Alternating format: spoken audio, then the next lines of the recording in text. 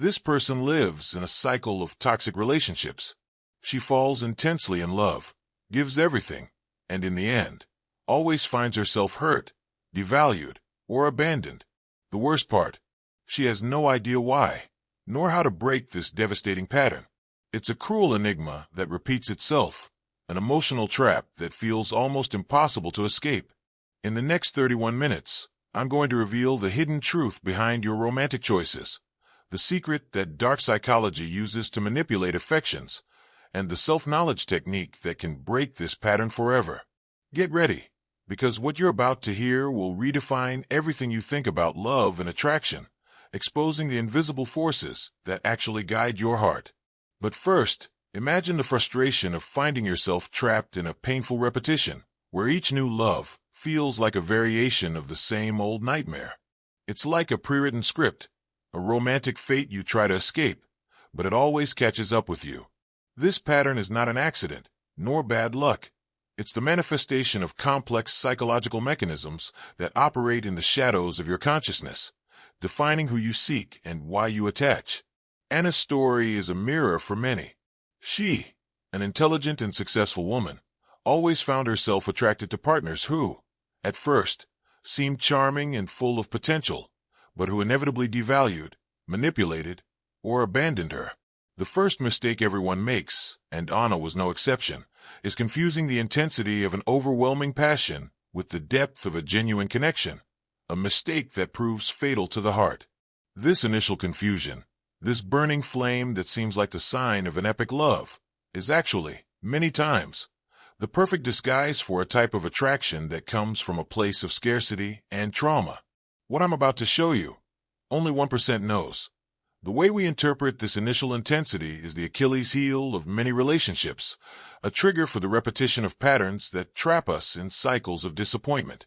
The first mistake everyone makes is confusing intensity with intimacy, a misunderstanding that blinds us to the clearest signs of incompatibility.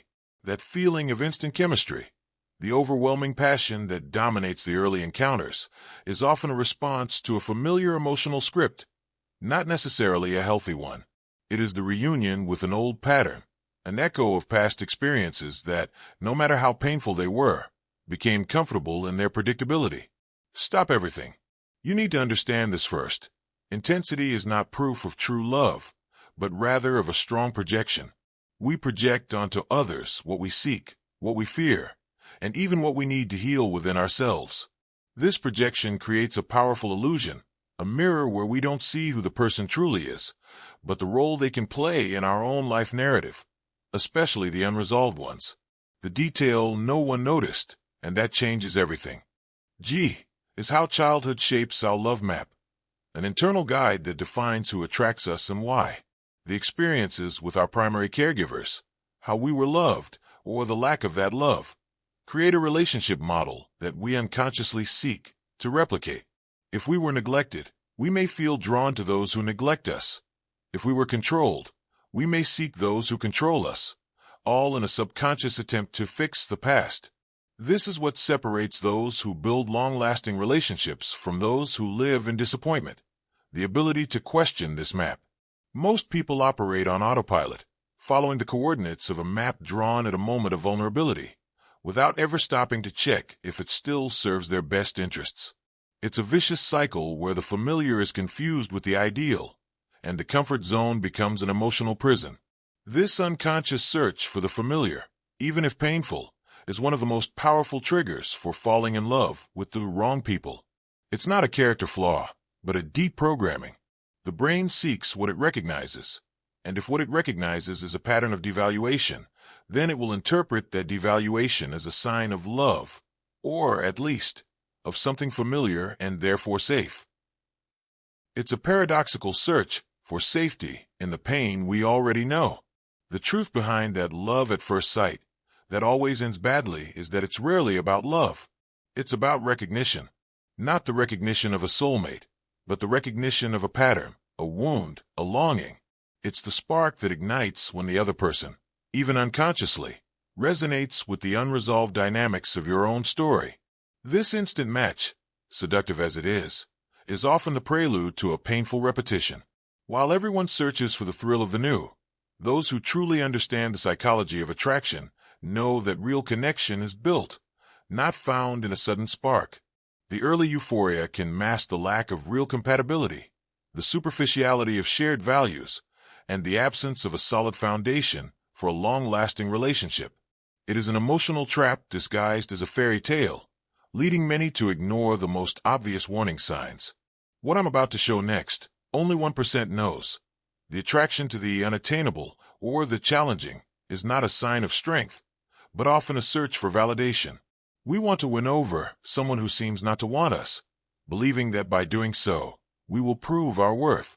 This dynamic is fertile ground for manipulation, where the other can use your need for proof to keep you trapped in a cycle of pursuit and frustration, chipping away at your self-esteem step by step.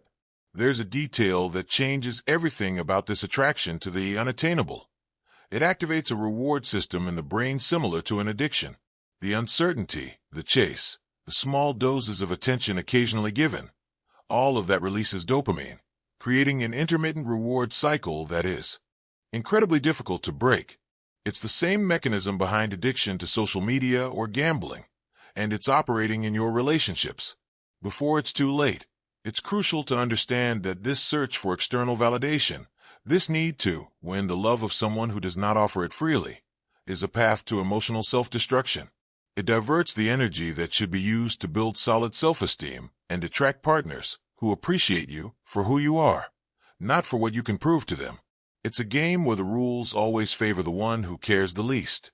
What specialists hide about the neurochemistry of passion and trauma is that they are intrinsically linked, creating an explosive cocktail that draws us toward the wrong people. The release of dopamine, oxytocin, and vasopressin, hormones associated with love and attachment, can be triggered not only by positive experiences, but also by situations of stress and drama. This means that, for your brain, chaos can be interpreted as passion. Wait, it's not what you think. We're not talking about a healthy attraction that deepens over time. We're talking about a distorted defense mechanism, where the brain tries to resolve past traumas by seeking partners who replicate the conditions of those traumas. It's a cruel paradox. Your body and mind seek healing, but end up trapping you deeper in the cycle of pain, because the familiar, even if dysfunctional, is what the brain recognizes as a path to resolution. This is happening right now, and you may be feeling it without noticing. The constant tension, the emotional highs and lows, the need to fight for the relationship, all of this may be activating the same reward system as genuine passion. The problem is that intermittent reinforcement, moments of affection followed by coldness or devaluation, is what creates the strongest addiction. It keeps hope alive, dopamine flowing, and you trapped waiting for the next reward. While most people believe that love should be easy and fluid, dark psychology reveals that difficulty can be a powerful factor of attraction. The struggle to maintain a relationship, the pursuit of approval from a distant partner, all of this can be mistaken for a love worth fighting for. It's a dangerous narrative that society and media often reinforce, glamorizing unnecessary drama and sacrifice in the name of an idealized romantic love. If you're enjoying this deep dive into the human mind, don't forget to like the video and subscribe to the channel for more insights that will change the way you see the world and yourself. After all, understanding these mechanisms is the first step to rewriting your own story. Neurochemistry is not your destiny. It is a force that can be understood and, more importantly, directed toward your well-being. Solving the subloop about what specialists hide leads us to a shocking recontextualization. The attraction to wrong people is not a failure, but an unconscious attempt to heal. Your psyche, in its deep wisdom, tries to recreate trauma scenarios hoping that, this time, it will reach a different ending, a happy ending to an old story. It is a compulsive repetition, a stage where you try to reenact the past to finally free yourself. The OMG moment, number one, comes when we realize that the person who attracts and hurts us may actually be a distorted reflection of our own parents or caregivers, or of the dynamics we experienced in childhood. It's not that you want the pain, but that you seek familiarity, even if that familiarity is toxic. It is the attempt to fix what was unresolved, to earn the love or validation that was missing in the past through a new relationship. But the cruel irony is that by repeating these patterns, you do not heal the wound, you deepen it. You place yourself in situations where the same pain is revived, reinforcing the belief that you are not worthy of love or that love is inherently painful. This creates a vicious cycle where each wrong relationship seems to confirm your worst expectations, making it increasingly difficult to believe in the possibility of a healthy, reciprocal love. Most people will ignore this, but you, who are here seeking the truth, need to understand. Healing does not come from repeating the trauma with a new actor, but from recognizing the script and refusing to play it again. It is an act of courage and self-awareness, a radical detour from the familiar path your subconscious insists on following. It is the only way to break the chain that binds you to these destructive patterns. This self-knowledge technique that can break this pattern forever begins with decoding your own love map. What old wounds are you trying to heal? What patterns keep repeating? The key is not in changing who you attract, but in changing what you seek and, more importantly, what you allow. The next section will reveal how to do this in a practical way. The secret technique to rewrite your emotional script and attract what you truly deserve begins with something most people avoid: confronting your own shadows. It's not about blaming the past or your parents, but about understanding how your formative experiences created beliefs and expectations about love that may be sabotaging your present. It's a deep dive into your vulnerabilities, your longings, and your most hidden fears. Stop everything. You need to understand this first. Self-awareness is not a destination, but a continuous process. Many people try to skip this fundamental step, seeking quick fixes or external relationship tips. But without understanding the root of the problem, any solution will be nothing more than a temporary band-aid, and the pattern of attracting the wrong people will inevitably return, perhaps in a new disguise, but with the same destructive essence. What I'm about to show now, only 1% knows. Rewriting your emotional script involves clearly identifying the characters you've been attracting. What do these wrong partners have in common? Were they controlling, distant, manipulative, or emotionally unavailable? By mapping these traits, you begin to see the pattern, the thread that unites all these experiences, and understand what these choices reveal about you. There's a detail that changes everything: the reverse visualization technique. Instead of focusing on what you don't want, begin to vividly visualize the relationship you truly desire. How does it feel? What kind of communication exists? What shared values are present? This practice is not just a wish, but neural reprogramming, teaching your brain to recognize and seek healthy, fulfilling relationship patterns. This is what separates those who break the cycle from those who remain trapped: consistency. It's not enough to do it once. It's a daily exercise of reorienting your energy and expectations. Instead of reacting to old patterns, you begin proactively creating new ones. It's like learning a new emotional language, where fluency comes from constant practice and the willingness to communicate in an entirely different way. The secret technique that truly works is building unshakable self-esteem. It's not about arrogance, but about a deep sense of self-worth that doesn't depend on external validation. When you know yourself, accept yourself, and love yourself unconditionally, you establish an invisible boundary that repels what doesn't serve you and attracts what is worthy. This is the true magic, the transformation that changes the game of your relationships. While everyone searches for the perfect partner, those who know the secret understand that the perfect partner is the one who reflects the love you have for yourself. If you devalue yourself, you will attract those who devalue you.